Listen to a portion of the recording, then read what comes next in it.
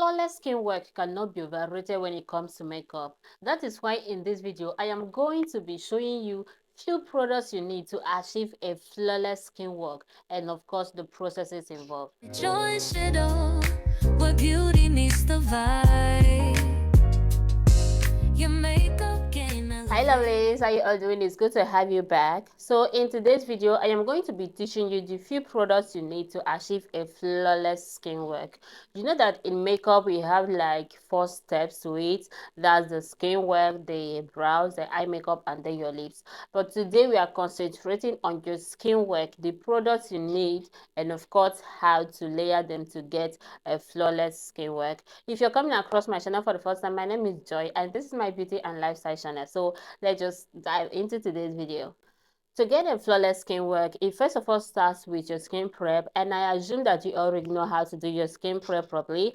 And in case you don't, I have a playlist on that. I'm going to leave it right here for you. Please check it out. So let's just move on to the first products we need to achieve a flawless skin work, which is your foundation. Foundation is the first thing you need to get a flawless skin work. Foundation helps you to cover up the imperfections you have on your skin, like the dark spots and all that. And of course, while using your foundation, make sure you're not using too much of it. And if you don't know how to choose a foundation for yourself, I have a detailed tutorial on that. Please make sure you check out that tutorial because I'm going to leave the link here for you, please.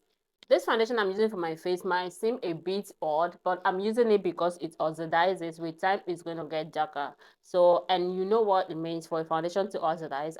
I also said that in my video, the foundation is still going to go 2 shades darker. So moving on to the second product I need to achieve a flawless skin work, which is my contour. So I'll be using a darker shade of foundation for it, and this is how it goes. I already have a video tutorial on how to contour perfectly, so if you don't know how to contour perfectly yet, make sure you watch that video. It will teach you, it will guide you on how to contour your face perfectly, the type of shade you use and how to do it. In contouring your face, you don't only contour the sides of the face, you also contour the perimeters of your face and of course the sides of the nose. You contour this part also, the sides of the nose, and then the perimeters of your face.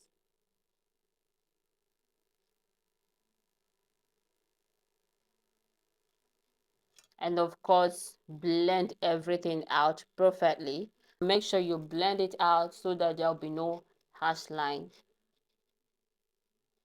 As you can see, my face is beginning to get darker. That foundation is beginning to oxidize, just like I told you. So with that done, let's move on to the next product you need to achieve a flawless skin work. So right now we are moving on to the third one, I think, which is your blush. Just place them immediately on top of your contour area yet. You can choose to mix the colors. You can use pink and red, because I think that's what I'll be doing in this video. I'll use pink, and let me just mix that up with a little red. I'll be blending with this part of my beauty blender. Blush makes you look younger in makeup. If you don't know, when you use it properly, use the right shade, jets, it makes you look younger. And I've said it in most of my videos, if you're dark and you want to use blush, red goes better for dark skin people. Then if you're light skin, you can use pink, you can use peach, or you can still mix them. Okay, if you like, you can blend your blush to this part, so you can take it up. Me, I love to take my blush up. So that is it for the blush. Let's move on to the next product you need to achieve a flawless skin work, and that will be your concealer. You guys already know how to apply your concealer. You add to your under eye. Don't use too much. If you want your under eye to be super bright, you can add a lighter shade later. After adding your concealer, you just give it a few minutes to sit, then you go ahead and blend. I always blend my under eye lastly.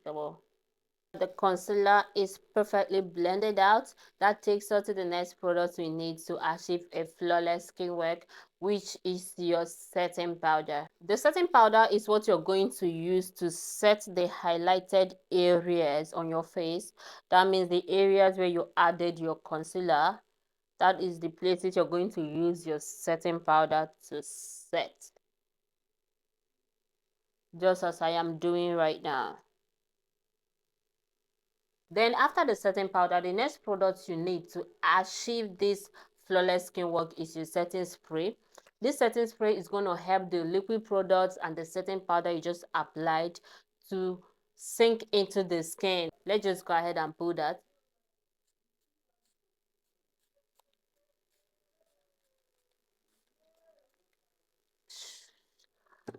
Now that I put that on my face, I am just going to let it dry. So we're going to move on to our powder, which is the next product you need to achieve a flawless skin work. And we are going to be using a darker shade on my contour area to make it more defined. Make sure that your setting spray dries well. If it did not dry well, everything you put on your face, it's going to make them stand out the more, because that is exactly what I just noticed now. I didn't dry this part of my face so well. So we're putting the powder here. There's areas where we need them. To contour the sides of my nose, I'll be using a darker shade of powder too to do that.